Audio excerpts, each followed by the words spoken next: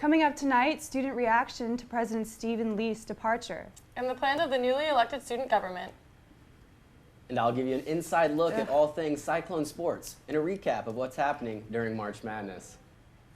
And we've got warmer but stormier weather in store. Stay tuned. Newswatch starts now.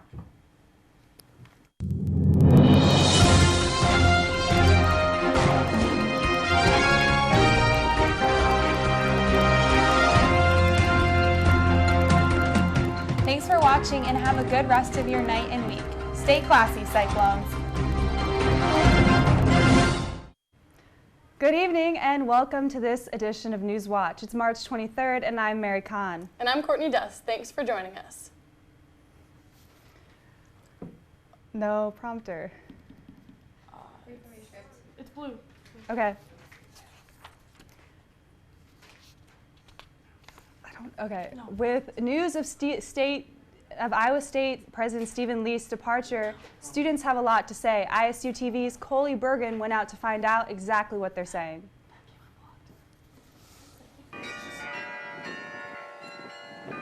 This past Monday, March 20th, President Leath emailed the university announcing his departure to take on a new position at Auburn, and students voiced their thoughts. To have an opportunity at a large school like Auburn, go for it, good for you.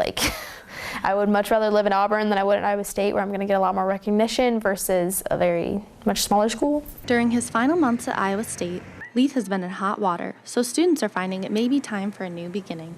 I think President Leath leaving will give Iowa State a fresh start and will bring some new ideas to Iowa State's campus. The conversation for what's next to come at Iowa State has begun. Although Iowa State is a great campus, students have found there's room for improvement.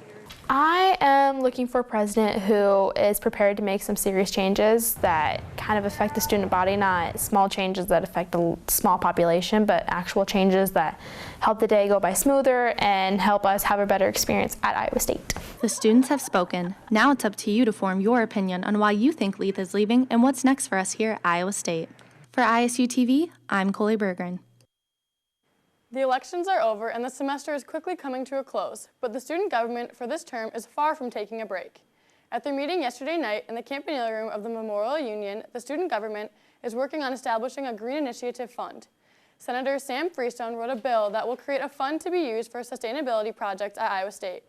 Another bill proposed by Speaker Danielle Nygaard will ratify contracts between student government and local organizations such as the Boys and Girls Club of Story County, Ames Community Preschool, and several others. Student fees paid by all students of the university will be the source of this funding. Fred Hoiberg might be offered another job at Iowa State University.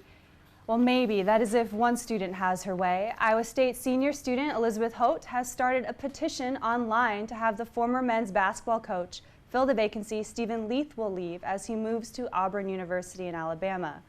As of Thursday afternoon, 142 people had signed the petition on change.org. This isn't the first time Hoiberg has been nominated for a governing position without him asking. He received several write-in votes for mayor of Ames in 1993. It's where he got his nickname, the Mayor. We would like to wish Iowa State University a happy birthday. The university celebrated its 159th anniversary yesterday.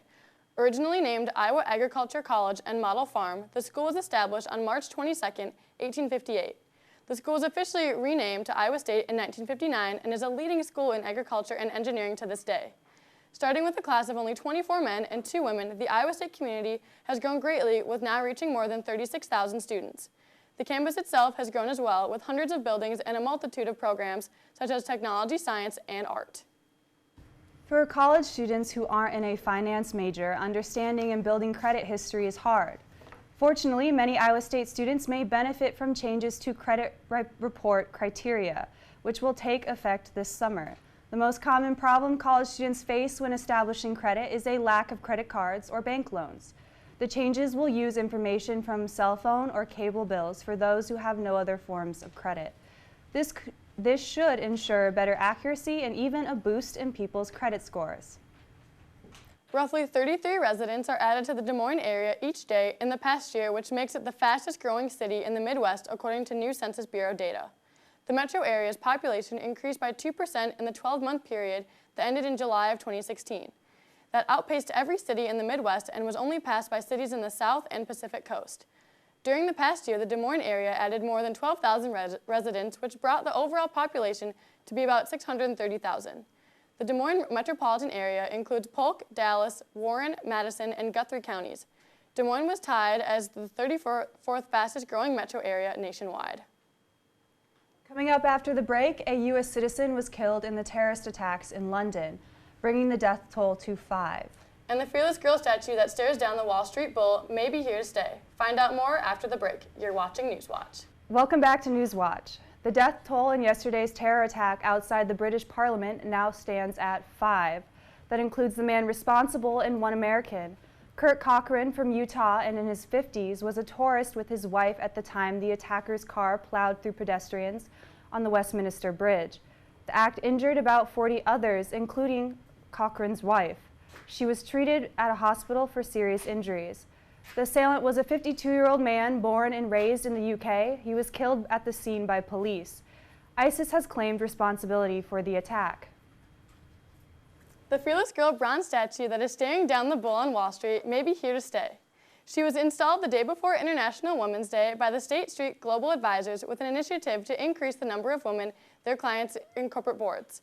The Fearless Girl has drawn huge crowds and incited many debates, so many that more than 24,000 people have signed a Change.org petition calling for Fearless Girl to become a permanent installation.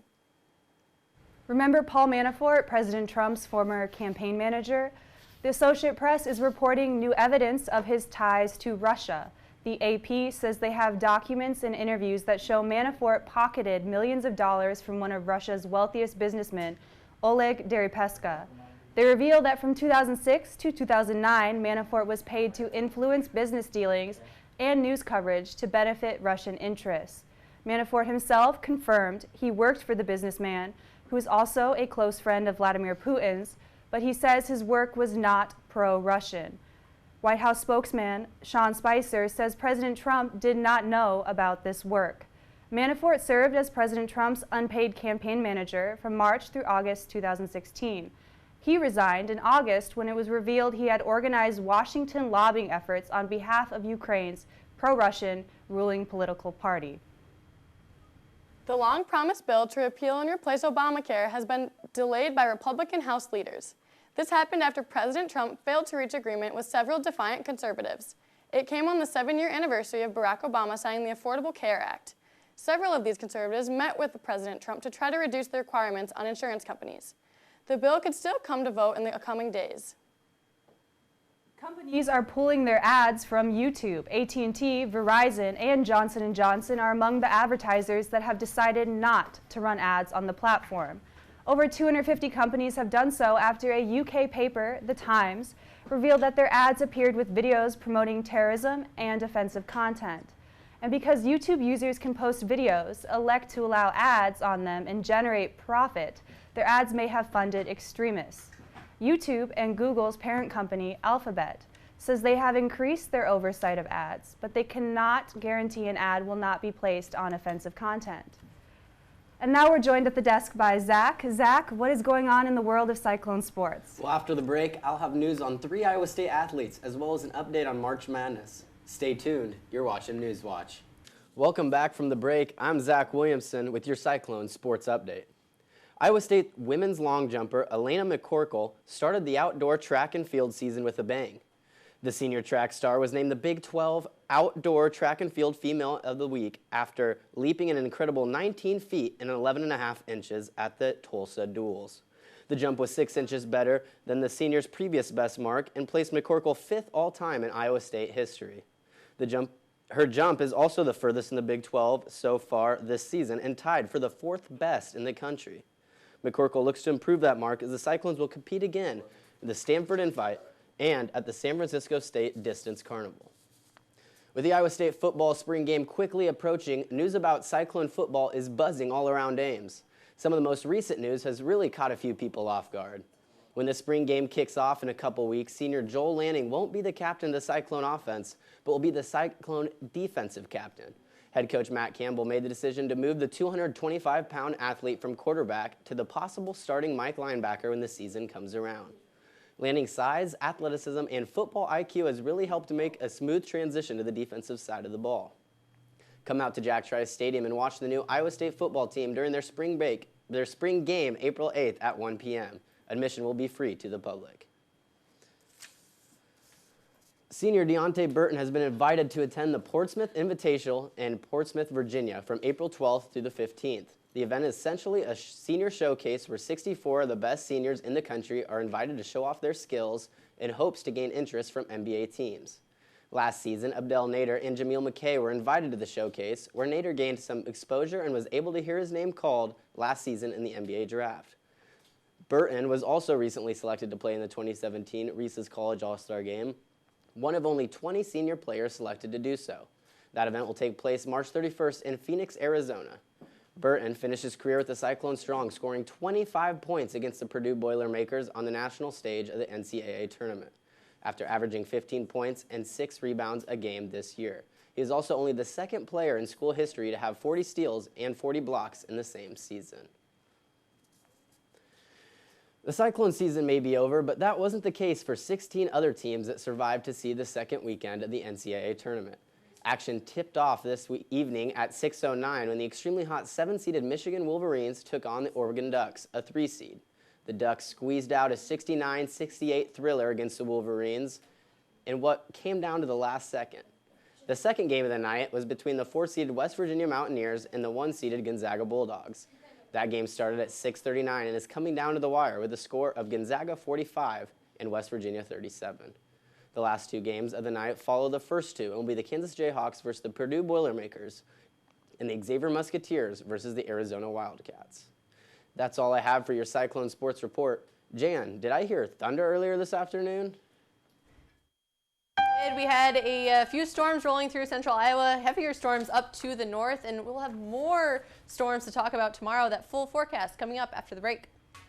Welcome back to Newswatch. Meteorologist Jan Ryherd here with you tonight. Right now, outside names not too bad for March in Iowa. 49 degrees and clear skies overhead, but we do have storms rolling into the state. Starting to get a little bit cloudy out to the west across the rest of the state right now. 53 down in Des Moines, 40 up in Mason City. They had a few storms roll through up there earlier, but you've got all this warm weather out to the southwest, and that's because we've got this warmth that's going to be making its way into the state tomorrow, and that's what's going to be giving us that moisture for the storms.